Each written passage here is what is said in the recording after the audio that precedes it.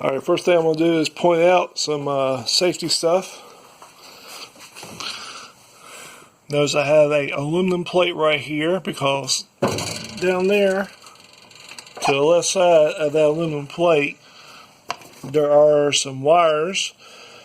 I want to keep the sparks from going towards those wires, and when I did the right side, the sparks pretty much came at me, so I have this coat right here to keep the sparks from getting on me because they can hurt a little bit. Alright, so I got me a jet stand on both sides over there because I'm going to go jack up the whole front end.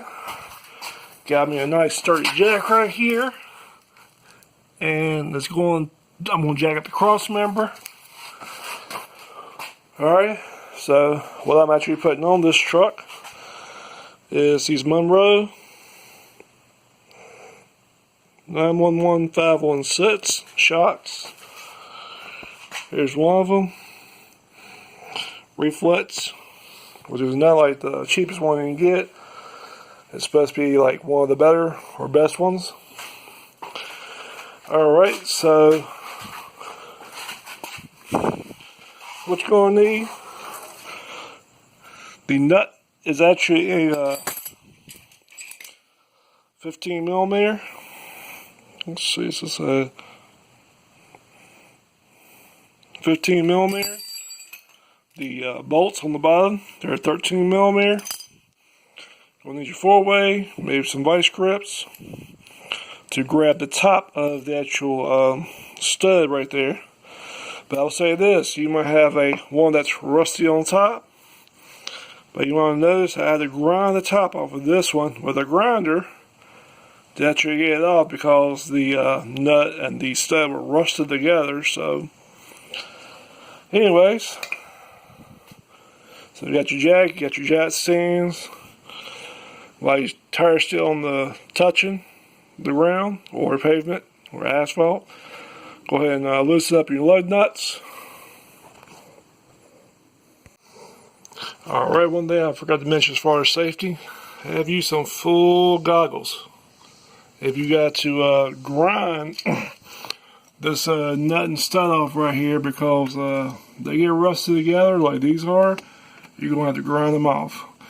Now what I have on here is I have a typical adjustable wrench. Of course you can use some vice grips.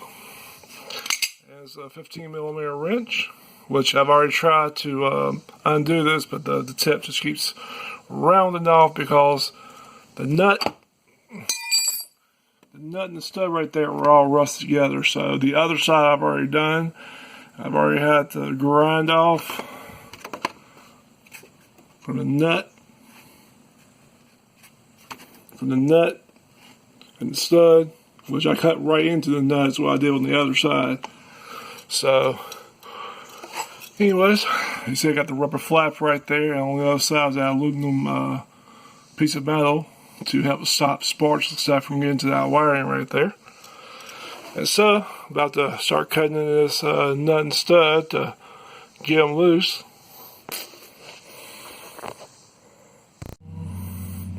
Alright, so one of the things I keep doing while I'm sitting there using the grinder is I keep coming up here and I keep churning it. And you see where I've been getting around there and I keep churning it. I keep taking, little breaks too. I might, put on there to 5 to 10 seconds.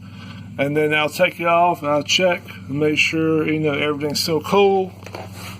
Also, keep checking under here to make sure, there's nothing hot or smoking if you're sitting having to grind on this. And everything looks good right here. Got that rubber, got that metal plate protecting the wiring. So yeah, don't rush it. This is one of the jobs you do not rush. You see where I've already scraped the A-arm a little bit. I want to put some clear coat or some spray paint on there to prevent rust. But not really easy getting in there because the grinder keeps bumping up against this top right here. So yeah, just gotta be real easy on it.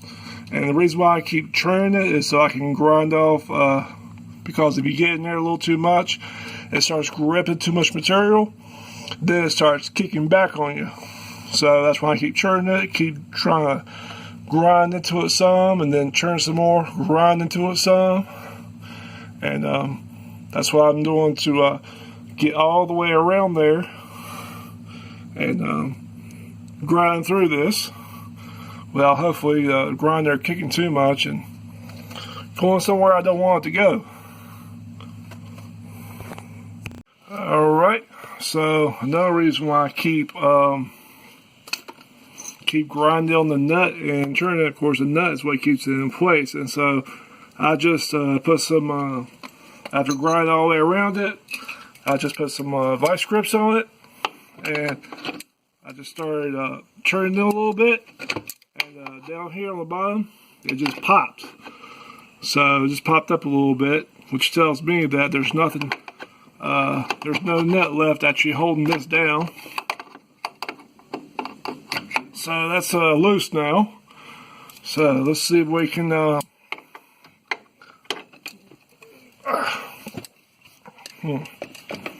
stud's still nice and strong. We'll have to cut through the stud a little bit more.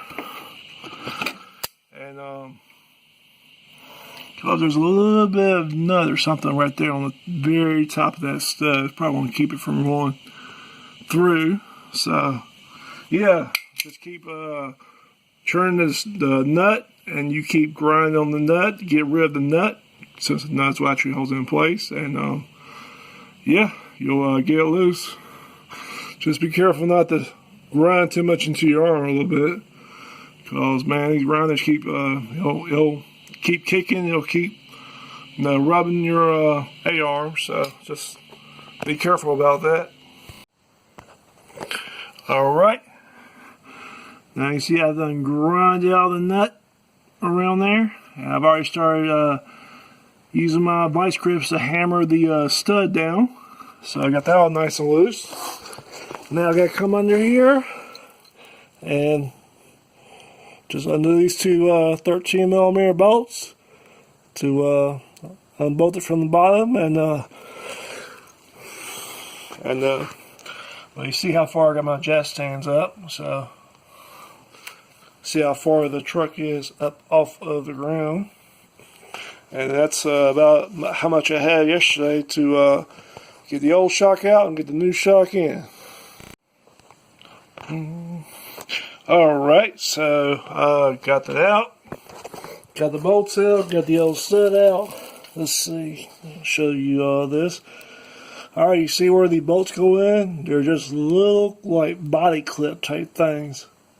So anyways, if you haven't, strip those out, not a big deal. You go to the parts store and get you some new ones. So as far as these old shots and struts, and just look at the, then come back here. So this was the top one. It was oriented like this. As you can see, it's like the smoother side that's right there. But on the where the bottom side is where that little ring is at. You see this brand new one, the ring of that one. So here is the old shock, and as you can see, there is a ring right there. So you just want to put the bushings on there as they are. So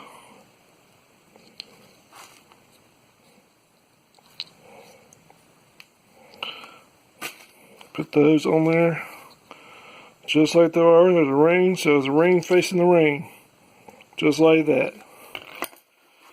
Alright, so about to put the brand new shock in there and get back to it. Alright, so now I had to get the jack. Let me get this light right here. I have to get the jack to compress the actual shock, and there's a little gap right in there where the shock goes through. You gotta slide it over, but you had to use the jack to catch on the edge right there on that one side, which made it so I could get the bolt started on this side. Let's see if I can get this a little bit better. Alright, so you can see where I got that one bolt started on one side, where I got and the jack is holding the other side. Just gotta keep checking these holes down here with your finger. Make sure the clip is lined up with the hole. And then up top right here, turn on this light right here. Alright, so got your 15mm nut, and just keep wrenching it. And the stud it's not going to turn until you get this nut like on the tight side, which you get most of the way down before the stud will actually start turning. And then you can just put your vice grip on it, or put your adjustable on it, which I prefer a vice grip, but you can see you get the flat side right there. You got your flat side over here, and that's all there really is to grip on the top of these studs. They should have put a nut on top of this, but they didn't. Anyways, yeah, that's I'm just going to back off the jack down here, put the bolt in, just keep tightening this down, and yeah, that's pretty much all there really is to it right there.